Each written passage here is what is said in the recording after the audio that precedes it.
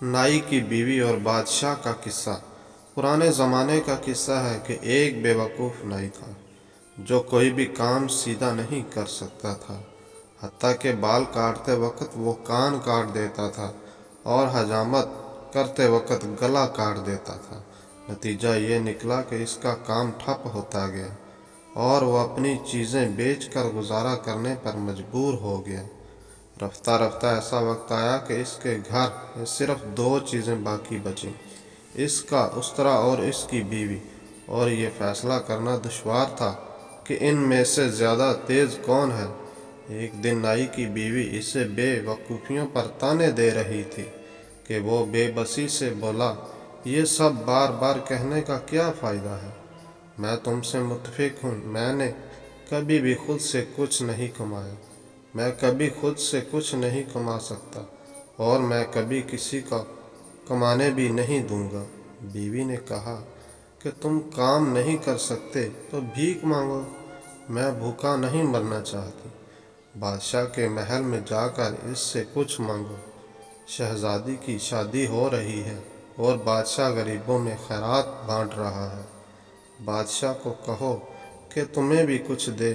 नाई ने ऐसा ही किया और बादशाह के महल में जाकर इससे कहा कि वो नाई को कुछ दे दे। बादशाह ने पूछा, क्या चाहिए, क्या दूँ? नाई की बीवी ने ये तो नहीं बताया था कि इसे क्या मांगना चाहिए और नाई का अपना दिमाग कुछ सोचने से कासर था। इसने परेशान होकर कहा, कुछ भी दे दें। बादशाह ने पूछा, कुछ ज़मीन दे दो।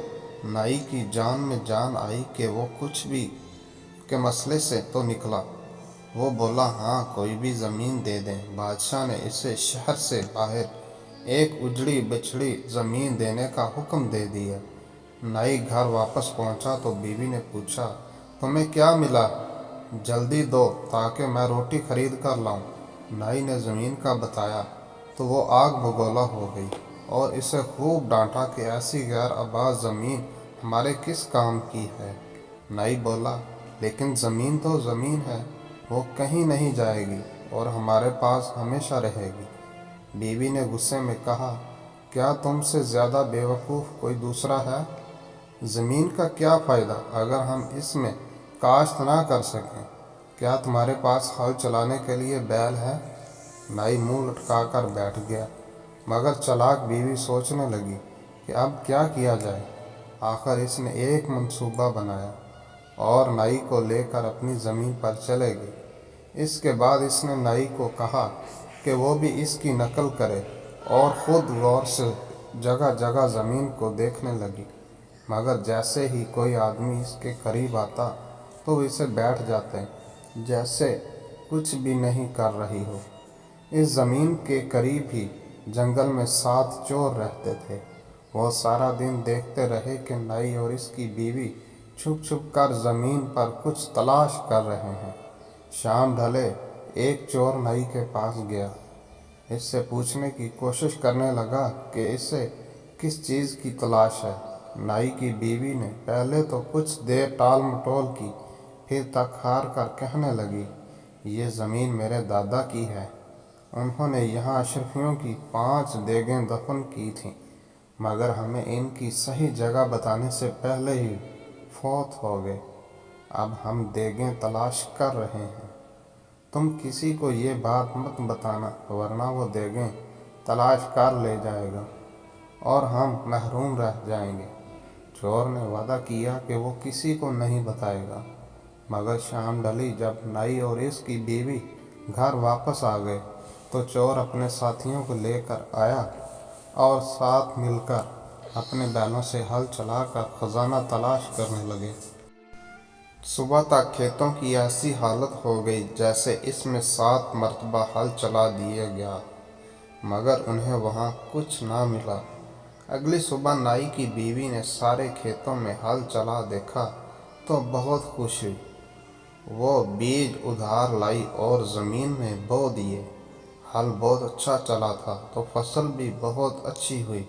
नाई की बीवी ने तमाम कर्जे चुका दिए और फिर भी इतने पैसे बच गए कि इनसे कुछ सोना खरीद खरीदा और एक मटके में छुपा दिया। चोरों ने ये देखा तो बहुत गुस्से में आए। वो नाई के घर गए और इसे कहने लगे, हमें फसल में से हमारा हिस्सा दो, क्योंकि हाल हमने चलाया था। नाई की बीवी हंसी, मैंने तुम्हें बताया तो था कि ज़मीन में सोना है, लेकिन तुम्हें वो नहीं मालूम। अब वो सोना घर में एक मटके में छुपा हुआ है, लेकिन तुम्हें नहीं मिलेगा। चोरों ने कहा, तुम सीधे तरीके से हमारा सोना हमें नहीं दोगे तो हम खुद ले लेंगे, आज रात देख लेना। नाई की बीवी ने फिर इनकार किया और चोर वापस चले गए। लेकिन एक चोर घर में छुप गया ताकि रात को वो अपने साथियों के लिए दरवाज़ा खोल दे। नाई की बीवी ने अपनी आँख के गोशे से इसे छुपते देख लिया। नाई चोरों से बहुत डरा हुआ था। इसने अपनी बीवी से पूछा, तुमने सोना कहाँ छुपाया है? बीवी बोली, ऐसी जगह छुपाया है कि वो किसी को नहीं मिलेगा। बाहर के दरवाजे के साथ रखे मटके में मिठाइयों के नीचे छुपा दिया है। चोर ये सुनकर बहुत खुश हुआ।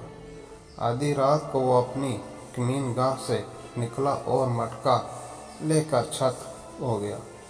सब चोर मिलकर बाहर जंगल में पहुंचे और माल बांटने की तैयारी करने लगे। मटका लाने वाला चोर कहने लगा, नाई की बीवी ने बताया था कि सोने के ऊपर मिठाइयाँ रखी हैं ताकि किसी को शोभा ना हो। पहले मिठाई बांटकर खा लेते हैं, फिर सोना बांटते हैं। जंगल में घप अंधेरा था। चोरों ने मटके में टटोल कर मिठाइयाँ निकालीं और खाने को मुंह में डालीं और साथ ही थू थू करके थूकने लगे। नाई की बीवी ने मटके में मिठाई की बजाय उपाले डाल रखे थे।